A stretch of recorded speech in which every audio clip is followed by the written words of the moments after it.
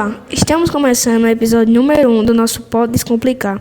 Aqui é Rodrigo Dutra, Luiz Guedes, Rafênia Fernandes e Matheus Lopes.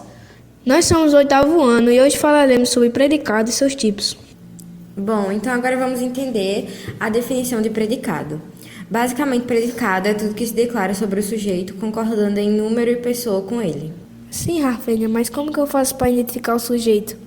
Para determinar o sujeito, nós devemos fazer a pergunta ao verbo. Por exemplo, Lúcia correu no final de semana passado. Quem correu no final de semana passado? Lúcia. Então ela é o sujeito, pois ela está realizando a ação. Após identificar o sujeito da frase, todo o restante é o predicado. Agora vamos entender um pouco sobre o predicado verbal.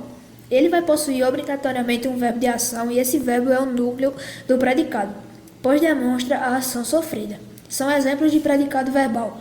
Cheguei hoje de viagem. O núcleo, cheguei. Eu perdi meus documentos. O núcleo, perdi. E agora sobre o predicado nominal, ele indica estado ou qualidade, ou seja, o modo como a pessoa realiza alguma ação. O núcleo do predicado é o nome, os verbos presentes são de ligação, onde sua função é ligar o sujeito e as suas características.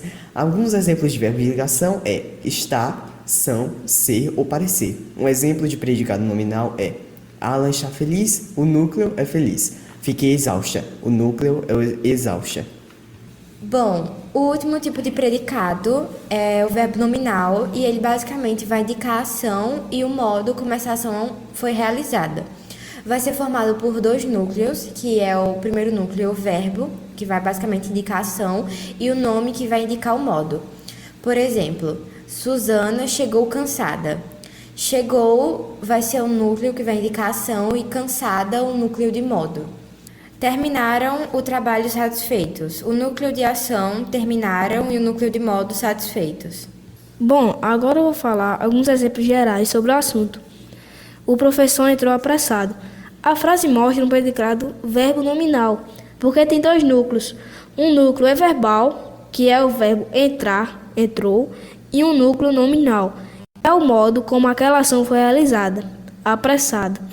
Agora com a frase o pai está orgulhoso, essa frase ela indica um predicado nominal, pois tem um verbo de ligação, que no caso é estar, e o modo como o sujeito se encontra, que no caso é orgulhoso.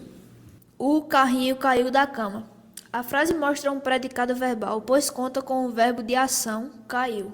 Sim, mas e aí? Conseguimos descomplicar sua mente? A minha sim, e a de vocês, pessoal. Bom, e por aqui encerramos o primeiro episódio do nosso Pode Descomplicar.